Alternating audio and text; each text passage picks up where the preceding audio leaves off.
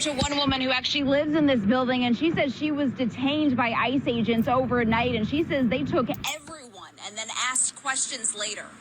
They just treated us like we were nothing. Patricia Fisher says she came out to the hallway of her apartment complex on the corner of 75th and South Shore Drive in her nightgown around 10 Monday night, only to find ICE agents yelling police. It was scary because I've never had a gun put in my face. They asked my name and my date of birth and asked me did I have any warrants, and I told them no, I didn't. She says she was then handcuffed and released around 3 a.m.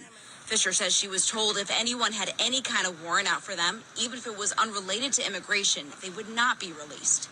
Citizen-at video shows the chaotic scene overnight as budget trucks and military-style vans were used to separate parents from their children. Other neighbors say they saw agents destroying property to get in the building. And they had a big 15-inch chainsaw with a round blade on it, cutting this fence down. We're under siege. We're being invaded by our own military. Scary. All right, peace and blessings, all praises to the Most High. The scripture says, woe to those who call evil good and good evil.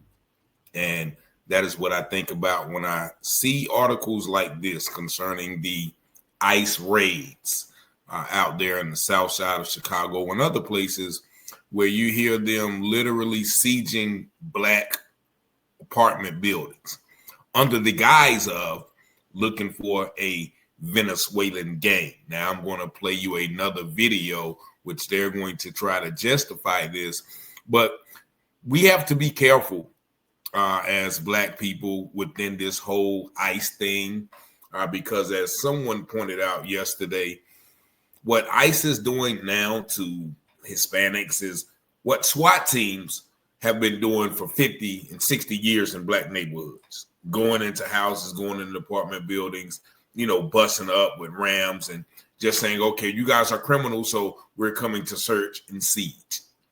And so while a lot of protests are going on, and I'm going to show you some video about protest violence erupting in Chicago and Portland because they are protesting the military being there or the National Guard being there. We have to be smart, because if we're not out in the streets protesting, then they're going to be like they were in D.C., where they were just walking around picking up trash because they claim violence is so out of hand.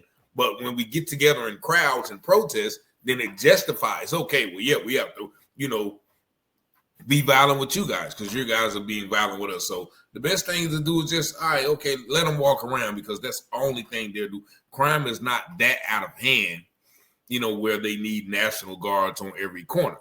And so, with respect to the people saying, okay, we don't want you here, that's well and good. But when you gather in mass and as they claim it in this one article, box them in, then that further justifies them being here, and that further justifies, okay, well, yeah, we need more police and thing, if that makes sense. But just watch this video as the reporter gives more details about that particular raid in that building and how the white man is going to try to justify the treatment that you just heard the black people speak about children being zip tied and, people waking up and detained at 3 a.m. in their own home under the guise of Homeland Security. Just watch it. These videos are fair use for literary and commentary purposes only. Reaction to ICE agents targeting a Venezuelan gang in South Shore have been mixed. Some community leaders tell me, however extreme the ICE operation was necessary, while others tell me there's deep concern for those not involved in criminal activity becoming collateral damage. The more that we refuse to cooperate with our federal partners in addressing these matters, the more that they're going to take matters into their own hands. The Department of Homeland Security confirming this morning their target of a Venezuelan gang in an apartment complex on 75th and South Shore Drive. DHS confirms 37 people were arrested. In a statement to ABC7, they say the location was known to be frequented by Tren de Aragua members and their associates. Some of the targeted subjects are believed to be involved in drug trafficking and distribution, weapons crimes, and immigration violators. ABC7 confirmed that the building raided was the site of a murder of a migrant by an alleged gang member. Whatever the minor inconveniences that people had to deal with the execution of this warrant will pale in comparison to the relief that they will have knowing that those individuals, those Tren de Aragua gang members from Venezuela, are no longer there. But others say it was more than a minor inconvenience, with several being detained regardless of gang affiliation. It was scary because I've never had a gun put in my face. That is something that's traumatic and something that is damaging to a neighborhood. Those with the Illinois Coalition for Immigrant and Refugee Rights say ICE went too far. If ICE is claiming that they came out with taking 37 people yesterday, what? Do they have 37 warrants? Immigration advocates tell me it's not just the ICE operations that are hurting community safety. They say it's also the lack of federal funding going towards community violence reduction programs here in Chicago that is having an impact. All right, and so there you hear kind of two different perspectives as you hear the white man saying, well, the inconveniences that they experience pales in comparison to those gang members being gone. But then you hear, I guess he was a Latino brother saying, okay, well, look, they going in there taking 37 people. Do y'all have 37 warrants? Or you just detaining anybody with Latino descent or whatever? So this battle right here, once again, I've rarely spoken on it because it really, people say, well, if they're doing it to y'all, to the Latinos, then they're going to do it to the black people next. Like they've been doing it to us. We call them indictments. We call them rage. We call them, stop and frisk. We call that profiling. We call that, harassment, all of these things. So this is nothing new to me. And so I would advise the people in the Chicago area to just be careful because they're going to, if you're out there, then you're going to be a target as well. Just like this one particular woman. I'll show you this article. They said that she was shot by police or ICE agents as she attempted or somebody attempted to box those ICE agents in. I'm going to show you the article and read certain parts of this.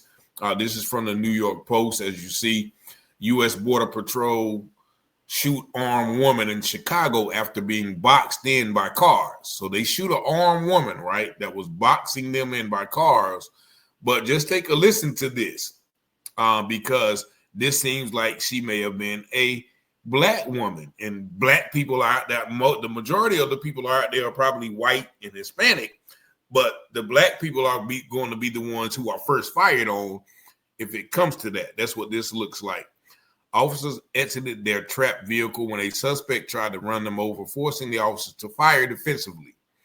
According to DHS, which called the incident an evolving situation and noted FBI agents were currently on the scene.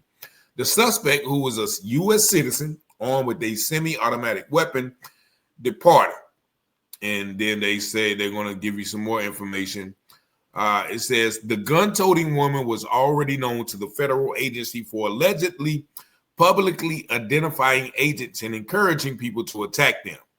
The armed woman was named in a CBP intelligence bulletin last week for doing doxing agents and posting online, "Hey to all my gang, let's F those MFers up. Don't let them take anyone." Now that is what this alleged woman said, and I would conclude, since she said gang, she may have been a black woman. Now, this article further reads, today in Chicago, members of our brave law enforcement were attacked, rammed, and boxed in by 10 vehicles, including an attacker with a semi-automatic weapon. I am deploying more special operations to control the scene. Reinforcements are on the way. And see, that's what I was saying in the beginning. So as soon as you go out there, you start protesting or whatever you're doing, then that gives them credence to say, okay, well, we need more troops to be in control. Now, evidently, people are lining up and outside of these ICE agencies or whatever. Honestly, black people, we are not the ones in those ICE agencies, but we are going to be the ones who are taken to jail, mistreated, and we are going to be blamed and over criminalized and say, okay, well, look, those black people are out there. Those are the problem. So we need more troops. And so we got to realize the play that they're doing, the Hegelian dialectic principle, which means you cause the problem, you get a reaction from the people, and you provide a solution, which the problem supposed to be crime, so they send the National Guards in. The reaction from the people, oh, we don't want y'all here, and then there's a conflict, and that for that conflict, what did that mean? We need more National Guard to patrol these out of control streets. And so people have to really use their brain when they trigger things like that. Oh yeah, they're coming here. They said they're bringing them to Charlotte next. Am I going to go out there in Charlotte and stand and protest? No, we don't want you here. Why? Because the only thing you're going to do when you get here, if no one's out there, is just stand around and pick up trash and walk around the streets and harass people smoking cigarettes like they did in DC. And so this is, once again, something that we have to be careful of. And I want to play a little bit of this last Fox News article for us, however long that I can take it, because once again, if you listen to him, you're going to see him doing exactly what I said that they're doing. But this is fair use for literary and commentary purposes only. Just watch. Anti-ICE protests erupting in Portland and Chicago this week, resulting in several arrests. This as Portland becomes the next target for the Trump administration to deploy the National Guard as part of President Trump's crime crackdown. Christina Coleman is here with the latest. Hi, Christina. Hi, Mike. Portland police says their rapid response team arrested 2 men who refused to get out of the street and engaged in aggressive behavior toward each other during the protests last night. Also, the DOJ is launching an investigation into the arrest of independent conservative journalist Nicholas Sorter. He was one of a number of people arrested Thursday night by Portland police during the protests. After he was released from jail, he told Fox News that he never expected to get arrested. I'm being jumped by Antifa thugs. I get back up, I stumble away and go back toward cops where I think, at least, all right, well, maybe that'll be a safer place for me to go. Also in Portland, during the ongoing violence outside the ICE facility there, a fistfight broke out between an ICE supporter and anti-ICE protester Thursday night. Police were not there to intervene. Federal authorities say local politics is impacting police involvement. Unfortunately, local police has been restricted from responding or cooperating at all with federal authorities, which is completely absurd. And things also got violent outside of the ICE facility in Broadview, Illinois, again early yesterday morning, with anti-ICE protesters clashing with law enforcement. Broadview's mayor blames federal authorities for the chaos. When you see agents dispersing tear gas or chemical minutia or rubber pellets, what do you call it? It's unacceptable. We don't need to be policed. We know how to maintain. Well, officials within the Trump administration clearly feel differently based on the ongoing violence during the protests. All right. And so real quick, I'm going to stop it right there, because you heard the lady say, we don't need to be police. But Trump thinks differently because of what? The ongoing violence during the protests. Now, if people weren't out there protesting them being there, then they would be like, okay, well, we're here for nothing. Let's go over there. But people out there, and if you notice, who were the majority of the people out there? Most of them didn't look like me or you, which, it is not honestly our fight. You saw the 2 white men out there, they're fighting, no black people around, but that justifies them deploying more troops. And then you see even the white investigator that got arrested. You see how they're treating him? Oh, we got a DOJ investigation about his arrest. But black people who get arrested, we're not going to get that same treatment. So I'm going to show you a little bit more of this biased viewpoint, and then I'll be back and let you guys go. But this is the warning, that we have to take heed to. For more, let's bring in former Assistant U.S. Attorney for Washington, D.C. and Senior Legal Fellow at the Heritage Foundation, Cully Stimson. Cully, welcome. Hi there. So what do you make of the reaction in Portland, Oregon? So Portland joined the Union in 1859 as part of the Union. Mm-hmm. And part of the bargain you get when you become a state in this republic is that you have to allow for the enforcement of all laws, including federal laws, including ones you may not agree with. Right. So I actually think the blame lies with local leaders who don't allow police to do their job. The police are clearly for the enforcement of law, including federal law. I'm sure these local cops are friendly with the federal troops and the National Guardsmen. They're probably friends with them. And yet local leaders aren't allowing them to enforce the law. It's despicable, and they're the ones to blame. Trump wouldn't have to do any of this if local leaders crack down on the laws there, period. A former acting DEA administrator has this message for the folks in Portland. Let's play it. I'll get you to react. The taxpayers are paying overtime for all these cops to be out there. But if they're not doing their job because these mayors and in these different cities and the city councils are directing them to stand by, I got news for Portland. The National Guard is coming. The Secretary of War, the President of the United States are not going to tolerate it. What's your take on that warning? Love that guy.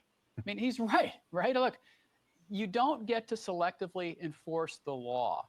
And if you're holding the reins back on local police who you're funding, who you're asking to put their lives on the line every single day, sure, and then you tell them, do your job with one hand behind your back, and oh, by the way, don't cooperate with the feds, you're a lawless person. You're a lawless politician, and you should resign in disgrace.